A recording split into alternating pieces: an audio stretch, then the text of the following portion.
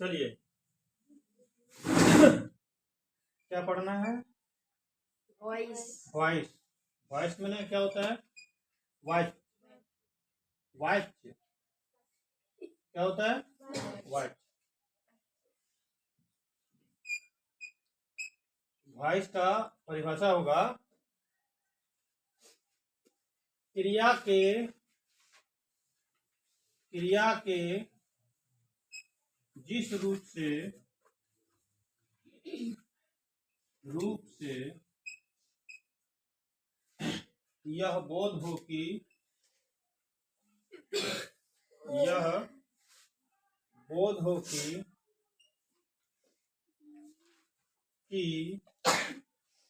क्रिया किसके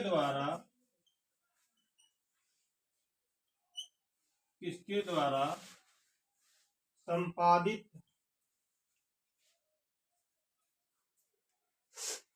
हो रहा है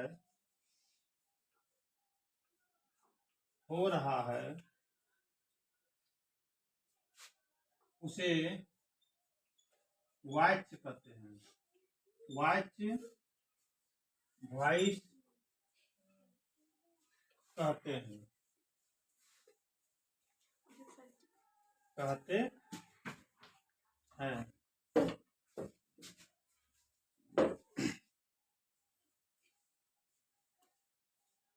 ठीक है।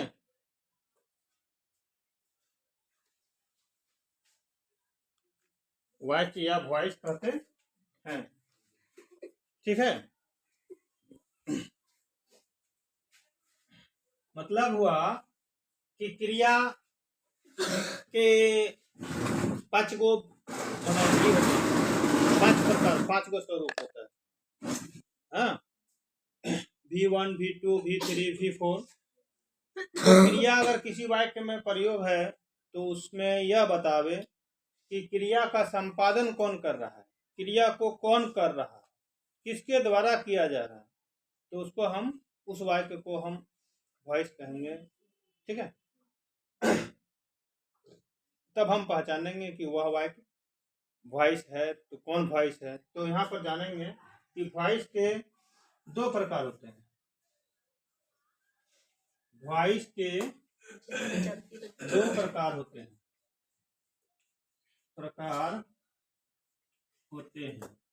वॉइस के 2 प्रकार होते हैं। एक नंबर में होगा एक्टिव वॉइस। एक्टिव वॉइस जिसको हम बोलेंगे कर्तृवाच्य। क्या बोलेंगे? कर्तृवाच्य। 2 नंबर में होगा पैसिव वॉइस। पैसिव वॉइस जिसको बोलेंगे कर्म वाच्य। अब कर्तृवाच्य किसको कहेंगे, अर्थात एक्टिव वॉइस किसको कहेंगे?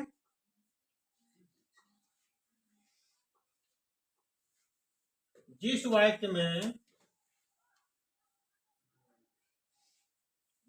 में क्रिया का संपादन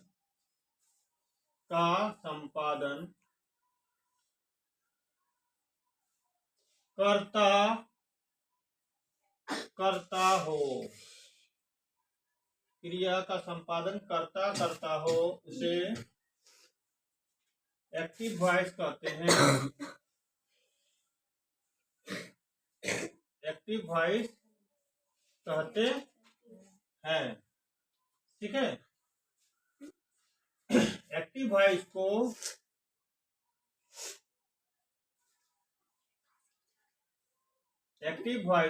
संक्षिप्त में ए भी लिखते हैं। नोट में लिखना है एक्टिव वॉइस में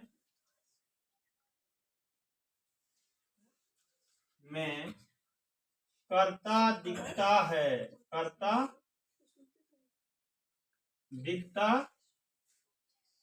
है। जैसे आई ईट ए मैंगो।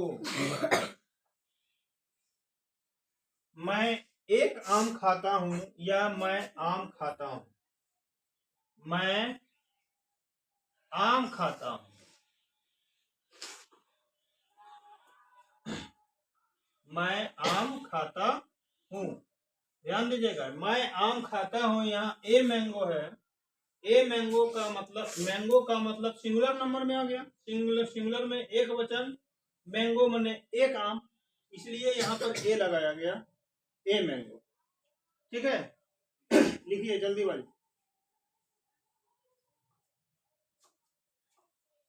में लिखिए। तो इस पर इस पर में हो गया, लिखो ना, जल्दी लिखिए ना।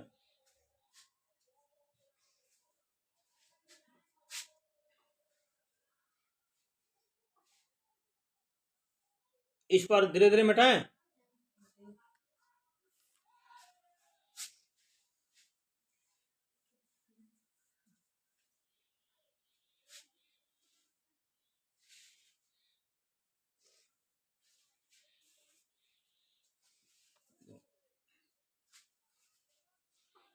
हल्का सा यहाँ समझ लीजिए पहले, उसके बाद हाँ फिर बैठाने का टाइम आ जाएगा तब।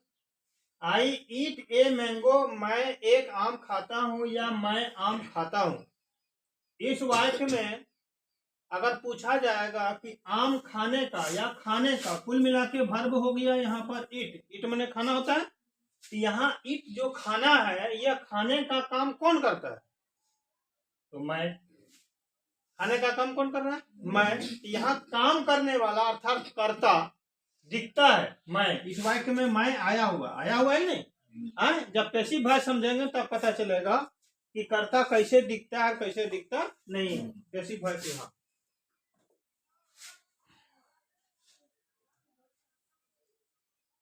Passive voice. जिस वाक्य में क्रिया का संपादन कर्ता के द्वारा न होकर क्रिया कर्ता पर ही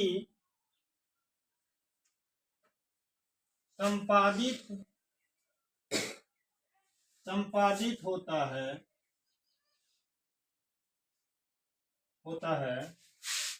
उसे पैसिव वॉइस कहते हैं। पैसिव वॉइस कहते हैं।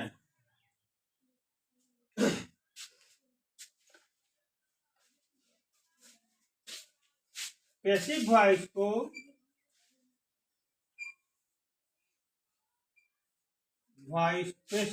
को संक्षिप्त में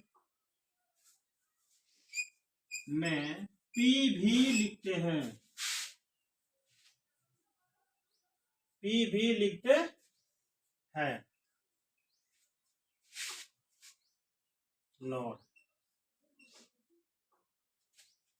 यहाँ कहा पैसिव वॉइस में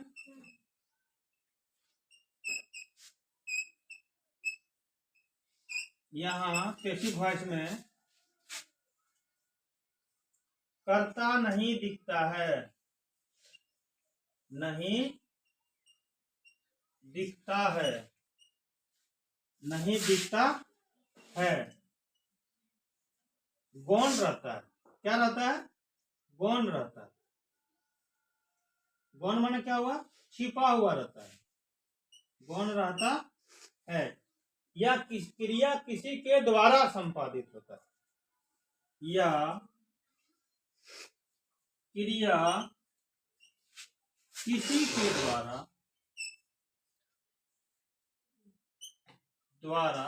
संपादित होता है।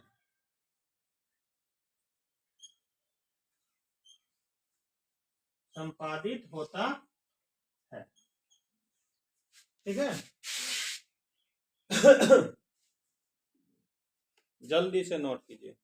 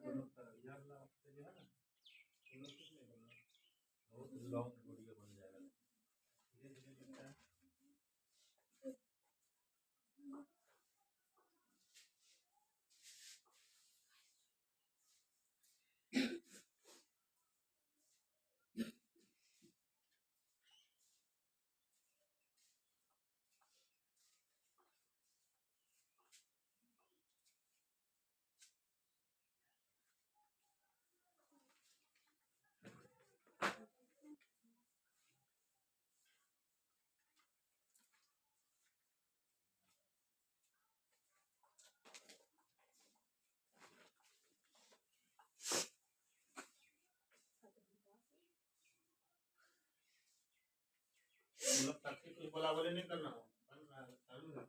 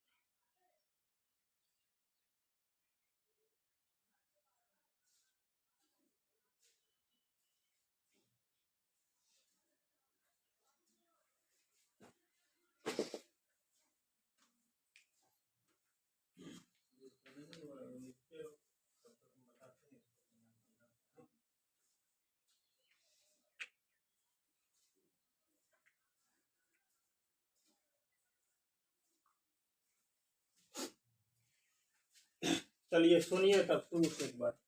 सबसे पहले जानेंगे वॉइस। वॉइस क्या है? कहता है ऐसा वाक्य में क्रिया का प्रयोग जिससे यह बोध हो कि वह क्रिया को कौन संपादित कर रहा है, कौन कर रहा है। ठीक है, क्रिया माने काम, काम कौन कर रहा है? तो काम तो करता है, लेकिन कुछ वाक्य ऐसे होते हैं जिसमें क्रिया कर्ता के द्वारा तो होता ही है, लेकिन कर्ता वहां पर छिपा रहता है। और कुछ वाक्य ऐसे होते हैं जो क्रिया किसी के द्वारा होता है। हाँ, और कुछ वाक्य ऐसे होते हैं जिसमें कर्ता दिखता है। तो इस प्रकार से वॉइस के वॉइस को दो भागों में बांटा। एक एक्टिव वॉइस जिसको हम कर्तृवाच्य कहेंगे, दूसरा पैसिव वॉइस जिसको हम कर्मवाच्य कहेंगे। तो एक्टिव वॉइस का परिभाषा क्या है कि जिस वाक्य में क्रिया का संपादन करता हो। यहाँ कर्ता और कर्ता दोनों अलग अलग है। कर्ता का मतलब क्रिया को करने वाले को कर्ता कहेंगे, वो। और करने का मतलब, यहाँ कर्ता का मतलब हो गया करने वाला, करता है काम करना। तो क्रिया का संपादन अगर कर्ता कर रहा है कोई वाक्य में, हाँ, उसको हम एक्टिव वॉइस कहते हैं। एक्टिव वॉइस को शॉर्टकट में लंबा है, एक्टिव वॉइस लंबा है, इसलिए उसको शॉर्ट में लिखा जाता है, शॉर्टकट में ए भी, ए से एक्टिव, बी से वॉइस लिखते हैं। एक्टिव वॉइस समझ में आया? जब भी लिखना है एक्टिव वॉइस तो खाली ए भी लिख दीजिए, इसका मतलब क्या हो गया? Active voice. अब यहाँ नोट में क्या बताता है कि एक्टिव वॉइस में कर्ता दिखता है। एक्टिव वॉइस में कर्ता क्या होता है? दिखता है, दिखाई देता है। जिस वाक्य में कर्ता दिखाई देगा वह एक्टिव वॉइस का सेंटेंस हुआ, ठीक। और जैसे देख लीजिए, आई eat a mango, I eat a mango का हुआ मैं आम खाता हूं। यहाँ पर आम खाने का काम या खाने का काम मैं कर रहा हूं, तो मैं यहाँ पर दिख रहा है ना वाक्य में, खाने वाला कर्ता जो है इसमें वाक्य में दिख रहा है, ये मैं दिखता है, कर्ता दिखता है, इसलिए क्या हो गया? एक्टिव वॉइस हो गया। अब दूसरा पैसिव वॉइस में, ये पैसिव वॉइस का है जिस वाक्य में क्रिया का संपादन कर्ता के द्वारा, जिस वाक्य में क्रिया का संपादन कर्ता के द्वारा न होकर क्रिया कर्ता पर ही संपादित होता है, उसे पैसिव वॉइस कहते हैं। पैसिव वॉइस को संक्षिप्त में पी भी कहते हैं। जिस प्रकार एक्टिव वॉइस को संक्षिप्त में ए भी कहेंगे, पैसिव वॉइस को संक्षिप्त में पी भी कहते हैं, ठीक है, पी भी लिखेंगे। यहाँ पर पैसिव वॉइस में, यहाँ मैंने कहा पैसिव वॉइस में कर्ता नहीं दिखाई देता है, कर्ता दिखाई नहीं देता है। क्या होता है? गौण रहता है। गौण रहता है मैंने छिपा हुआ रहता है। कोई भी काम अगर हो रहा है तो काम करने वाला है तो काम होगा ना, है? लेकिन वाक्य में कर्ता क्या होता है? दिखाई नहीं देता है, छिपा हुआ रहता है। ऐसे वाक्य को हम क्या बोलेंगे? पैसिव वॉइस कहते हैं। या यहाँ क्रिया किसी के द्वारा संपादित होता है, किसी के द्वारा भी कोई काम अगर हो रहा है तो वो क्या हो गया? Passive voice. जैसे मुखिया के द्वारा भोज खिलाया जा रहा है, किसके द्वारा?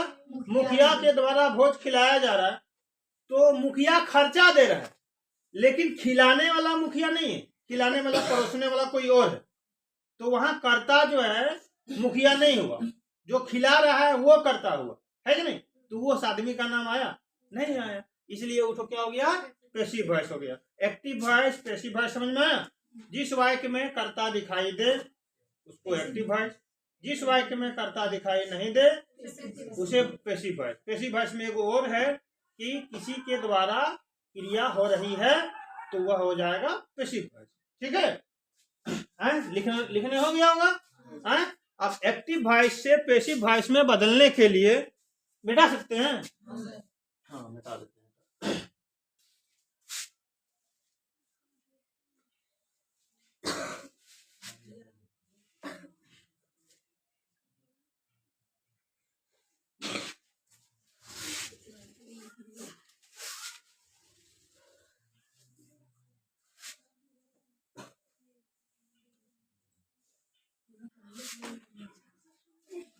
इसके बाद हम लोग जो है ना एक्टिव वॉइस से पैसिव वॉइस में बदलने के लिए जानेंगे।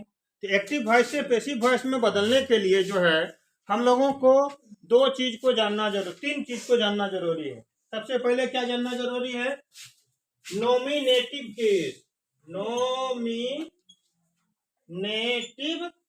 केस ये जानना जरूरी है। इसका objective case, OBJECTIVE, objective case को जानना जरूरी होता है, ठीक। तो ऑब्जेक्टिव केस और नॉमिनेटिव केस, नॉमिनेटिव केस कहाँ होगा? जो सब्जेक्ट का स्थान पर लिखाएगा वो नॉमिनेटिव केस हुआ। ऑब्जेक्टिव केस कहाँ हुआ? जो ऑब्जेक्ट का स्थान पर लिखाएगा वो ऑब्जेक्टिव केस हुआ। नॉमिनेटिव केस माने जहां सब्जेक्ट लिखाता है वो नॉमिनेटिव केस हुआ, जहां ऑब्जेक्ट लिखाता है ऑब्जेक्टिव केस हुआ। ऑब्जेक्ट का मतलब कर्म हुआ, ऑब्जेक्ट का मतलब कर्म हुआ। आप देखिए नॉमिनेटिव केस में आई है और क्या है? बी है और क्या है? यू है।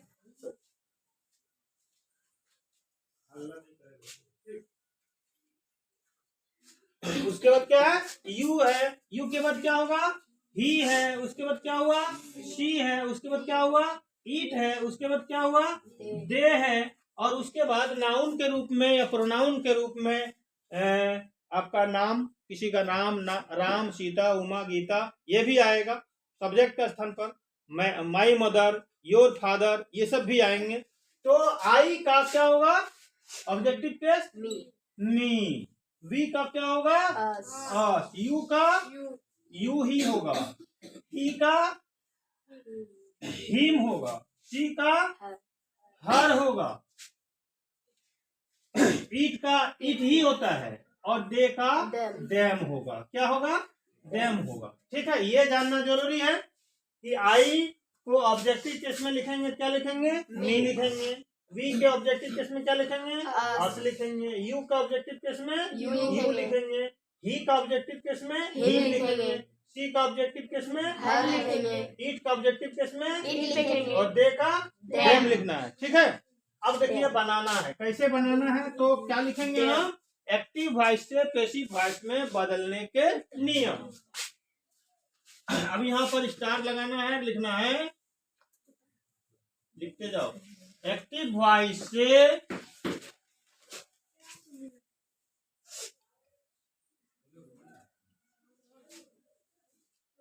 पैसिव वॉइस में बदलने के नियम। बदलने के नियम। बदलने के नियम। तो देखिए, जिस प्रकार टेंस में पढ़ते थे, टेंस के 3 प्रकार होते हैं। टेंस के कितने प्रकार? 3 प्रकार। प्रेजेंट टेंस, पास्ट टेंस और फ्यूचर टेंस। प्रेजेंट टेंस के 4 प्रकार था। Simple present tense, present continuous tense, present perfect tense और प्रेजेंट परफेक्ट कंटिन्यूअस टेंस। उसी प्रकार यहां भी बनाना है। तो सबसे पहले आएगा आपका present tense,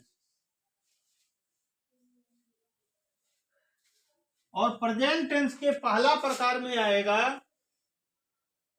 simple present tense.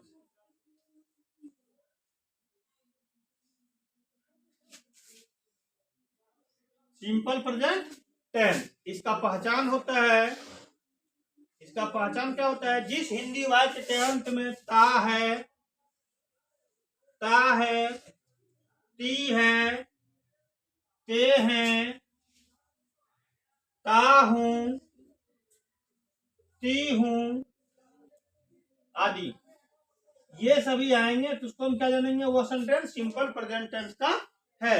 अब इसका बनाने का नियम जानते हैं। बनाने का नियम। बनाने का नियम। ए भी मतलब क्या हुआ? Active voice. एक्टिव वॉइस में क्या होगा? सब्जेक्ट होगा, वर्ब होगा और ऑब्जेक्ट होगा। इसका पैसिव वॉइस। पैसिव वॉइस का बनाने का नियम है, देखिए ये लास्ट वाला जो ऑब्जेक्ट है ना, इसी को यहाँ पर लिखना है, यहाँ पर लिखना है, लेकिन कौन चीज में लिखना है? ये नॉमिनेटिव का स्थान है या नॉमिनेटिव केस वाला लिखना है। ऑब्जेक्ट लिखिएगा, उसके बाद इज एम आर लगाना है। इज या एम या आर लगाना है। उसके बाद वर्ब का तीसरा रूप लगाना है। उसके बाद बाय लगाना है। उसके बाद सब्जेक्ट लिखना है। लेकिन यहाँ पर और यहाँ पर ऑब्जेक्ट का स्थान पर पैसिव वॉइस का, और यहाँ सब्जेक्ट एस मैंने सब्जेक्ट का स्थान पर पैसिव वॉइस का क्या लिखेंगे? अब एग्जांपल में समझो।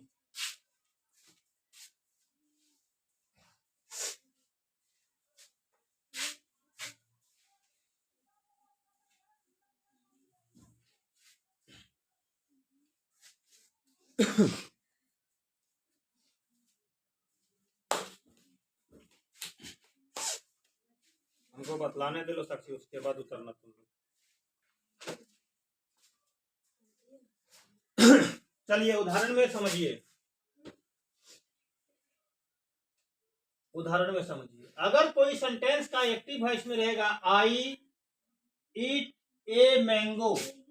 ए mango, I eat a mango. यहां पर देखिए आई ईट ए मैंगो। आई हो गया क्या? सब्जेक्ट। ईट मने खाना, वर्ब होता है ना, ये हो गया verb. A mango, a mango क्या हो गया? ऑब्जेक्ट। ऑब्जेक्ट क्या होता है? जिस किसी वाक्य में क्रिया का फल, जिस किसी वाक्य में क्रिया का फल कर्ता पर के अलावे, कर्ता पर तो पड़ेगा ही, काम करेगा उसके ऊपर तो पड़ेगा ही, तो कर्ता के अलावे अगर किसी के ऊपर उसका फल पड़ता है तो वो क्या हो गया? कर्म कहलाता है, ऑब्जेक्ट कहलाता है। जैसे यहां है मैं आम खाता हूं, तो अगर हम आम खा रहे हैं तो उसका फल हमारे ऊपर में पड़ेगा। हम मोटाएंगे, हमको ताकत मिलेगा, है कि नहीं? मेरा पेट भरेगा, उसका फल तुमको मिल रहा है, लेकिन इसके अलावे कुछ है जिसके ऊपर में उसका फल मिल रहा है। तो देखिए आम था, आम खा गए तो क्या बच गया? गुठला बच गया। उसका फल तो आम पर भी पड़ा ना, घट गया, बड़ा था छोटा हो गया, घट गया, तो उसका फल तो इस पर भी पड़ा। ये हो गया क्या? ऑब्जेक्ट। क्रिया के अलावे जिस पर पड़ता है उसको क्या बोलेंगे? ऑब्जेक्ट। तो देखिए यहाँ पर पैसिव वॉइस बनाने के लिए सबसे पहले समझा जाए सब्जेक्ट वर्ब ऑब्जेक्ट। यहाँ पर बनाने का नियम में देखिए एक्टिव वॉइस में सब्जेक्ट वर्ब ऑब्जेक्ट मिल रहा है ना।